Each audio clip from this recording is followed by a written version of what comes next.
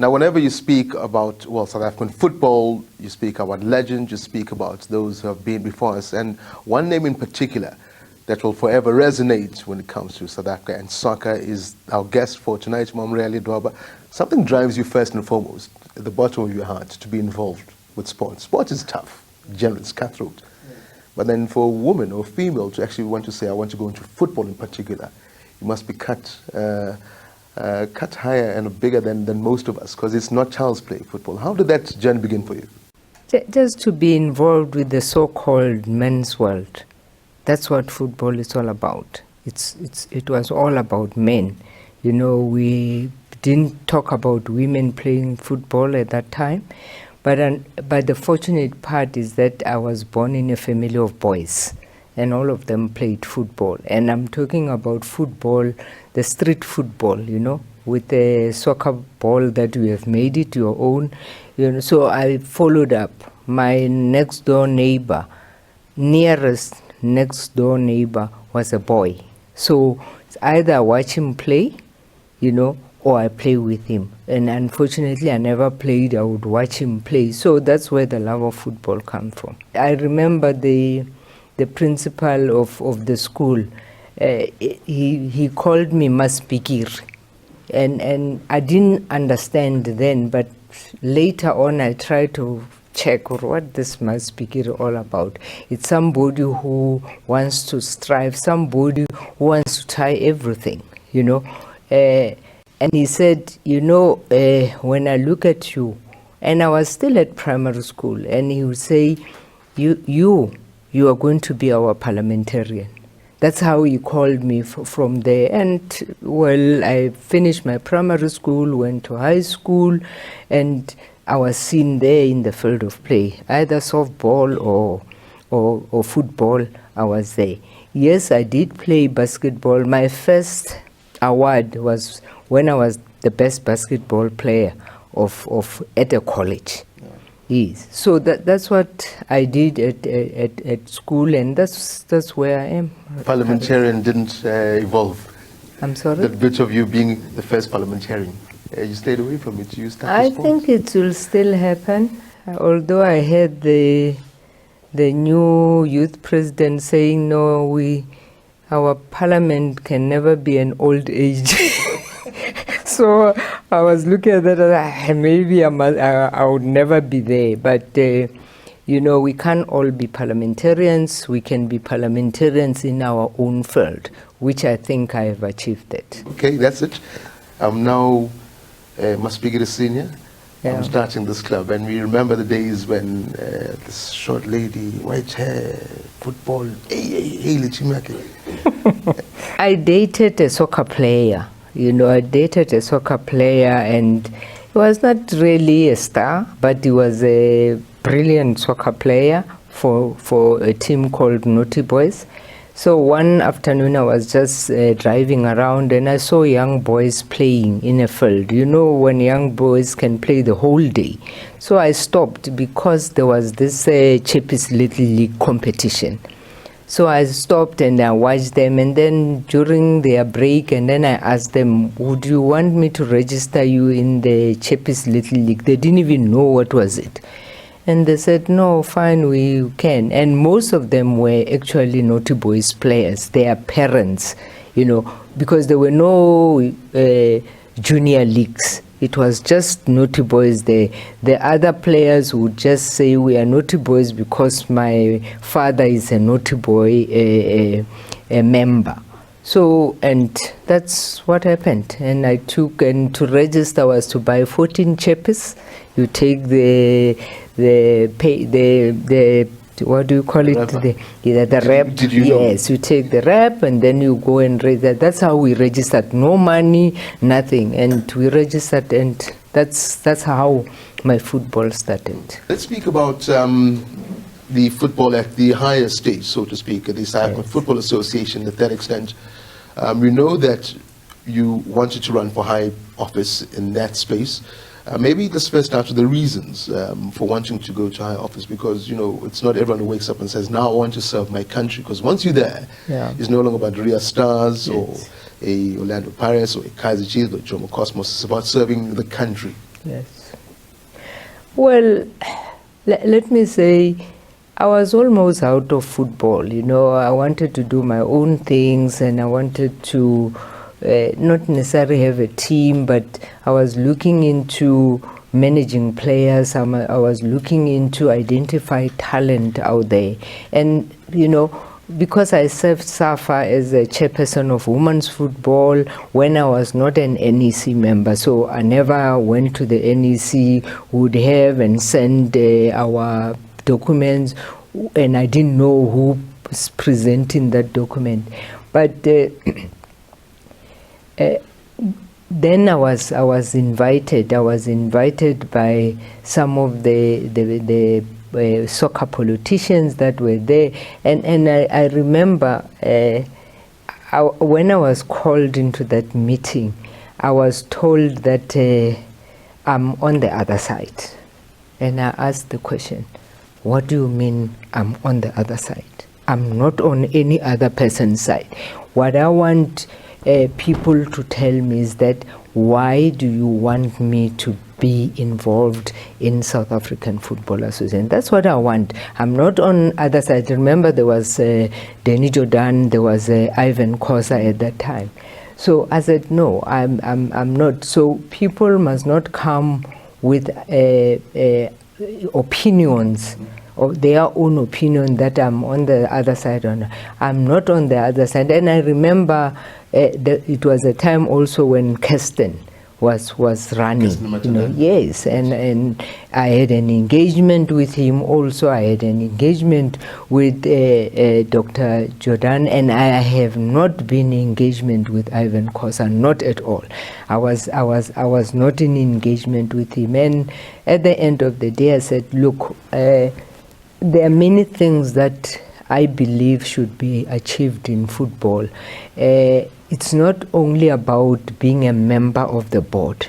What is it that you are bringing? I think we are missing the point, because a lot of members that I see are members that come there with no adding value, probably for personal reasons, because I come from there, I've been in football. Let's look at what is it that we want to see change in football, because you look at the developments. I started being in the development of football with the under 12, with the under 10, under 12, under 19, under 21. There were competitions then, if you remember. I played, I was in the final of the under 19, I was in the final of the under 21, I was in the final of the Champions Little League. So I'm saying, to me, that's where we should concentrate our football. We are not looking into development, we're looking into Bafana. Bafana is the end results. But we must have development down there so that we are able to understand. Progress has been made, if I can put it that way. You've got a female CEO now who's also a former Banyana player. Maybe within that Banyana space, they're out at the World Cup now.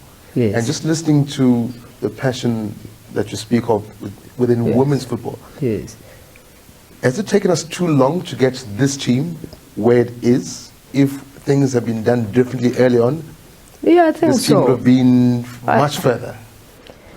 If we had this, we had the Sasol League, remember, and not many countries have got leagues, but we had the Sasol League. But the Sasol League, it's a league that has created this opportunity for girls to be able to be where they are now.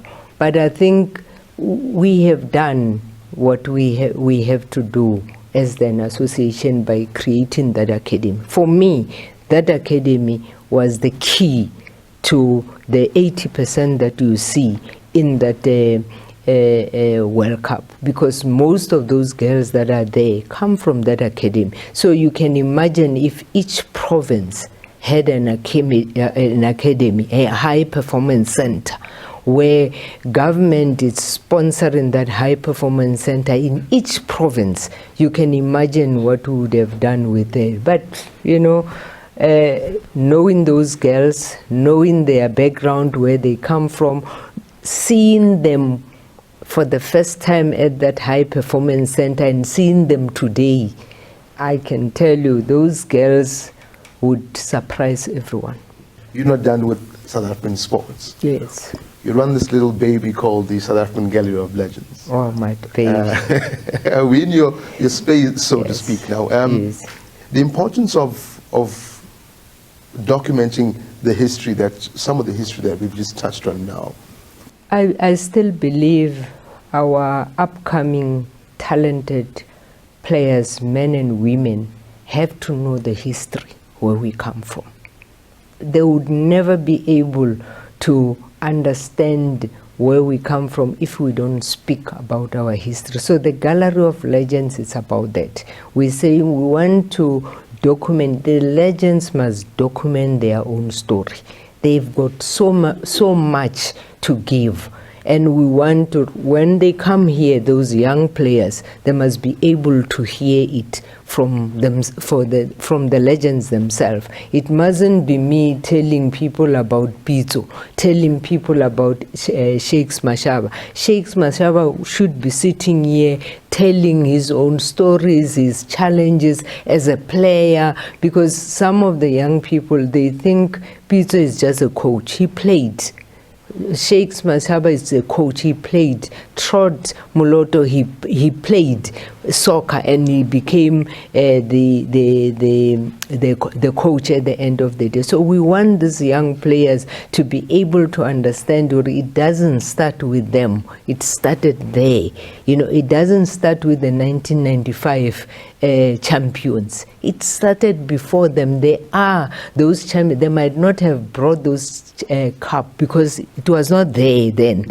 You know, they were playing for cows and what there, you know, but there were legends who played before the 1996. You start from humble beginnings. So that's what we want the young people to see. This is starting from humble beginnings to where you are today. I was telling Portia the other day, said, you know, Portia, the fight that you fought 20 years ago can't be the same fight that we are fighting today.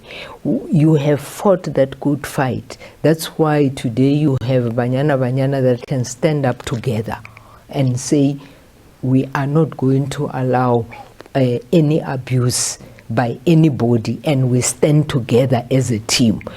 Don't take it for granted that they are doing it. It's all the lessons that they've seen 20 years ago when you were fighting and fighting. It was not a fruitless fight. Today you can be able to sit there and be proud that look at these girls now. They can be able to stand on their own and say, we are not going to be afraid of saying the truth. We are going to say what we deserve. As a country, we are the champions of Africa. We must be treated as such. It's the fight that you have fought for all these years. And it will come to a point where you say, now it is done. Mam Ria's words, in her own words, how does Mam Ria want to be remembered in Aspires? In your words, I'm sitting there, how do I remember you? I just want South Africans to remember that in my lifetime there was a servant, somebody who served without expecting any reward from anyone. And that's what I did all my life, serving, and I'll continue to do that with the Gallery of Legends. I'll continue to do that with the Ria Ledwaba Foundation. That's what I'm doing, saving. Any regrets? No regrets whatsoever. I do not regret anything. I think I've done what I talked about 30 years ago when I said I'm getting into this industry. This is what I want to achieve. The first thing is to have a team in the Premier League, which I did. The second thing is to serve the South African Football Association, which I did. I might have been the president, maybe that, it might be, why not, but it's okay. You don't go into positions you serve, where you can serve. I served for CAF, I've served FIFA as a match commissioner. So I think in terms of football, I have played my role up to the level where there is no other level above FIFA, and I did serve.